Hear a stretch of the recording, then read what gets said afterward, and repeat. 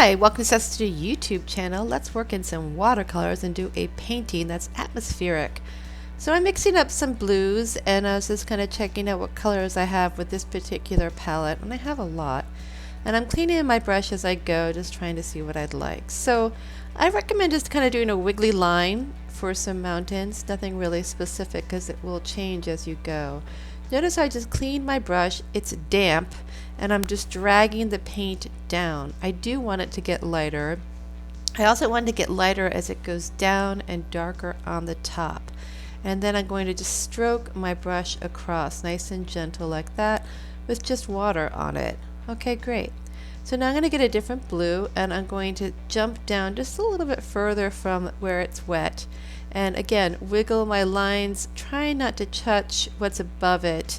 And again, just getting some paint on it, and then without anything on my brush, I'm just bringing the paint down. I call it dragging it down, and then you can stroke it down after you kind of twirl it down and then stroke it across. Alright, take your time doing this.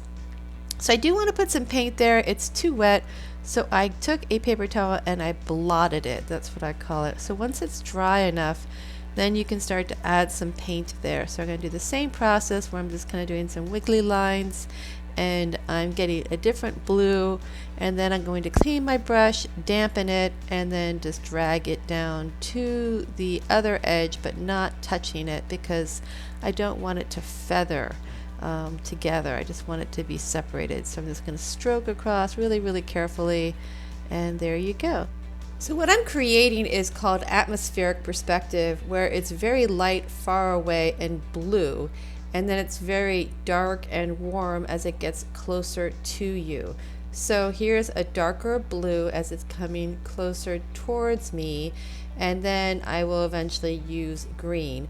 I also am trying to make it light between the mountains, so it's darker on the top and light as it goes down, and that gives it another form of atmospheric. So I just added a different blue there, and I'm just slowly blending. And take your time, you'll figure yourself out as well. It might not look exactly like mine, and that's okay. So just take your time in mixing the colors. You can add different blues with other blues, that's fine. I thought I would balance my composition by adding some mountains back here. It just seemed a little off, so I added some there, and very light, as I said, and that will make it seem like it's further away. So I think I'm ready for the green. I added the green into the blue first, and I'm wiggling my lines. It doesn't matter if it goes into the blue mountain like that. Before I was trying to avoid that, but now it doesn't matter if it mixes and blends. I can always go back in and create a sharper edge if I want that to happen. But I'm going to start adding different colors to the green just because I think it might look richer and more interesting. So this is just basically the green and blue together, but I think I will need to add maybe some yellow and dark orange as I start to blend. I'm still doing the same concept of slowly dragging the paint down and making it lighter, and yeah. So there's the yellow mixed with the dark blue. I like that color. I think it looks very rich and pretty, so I'm going to go ahead and start to introduce that, but later on I make it a little bit darker.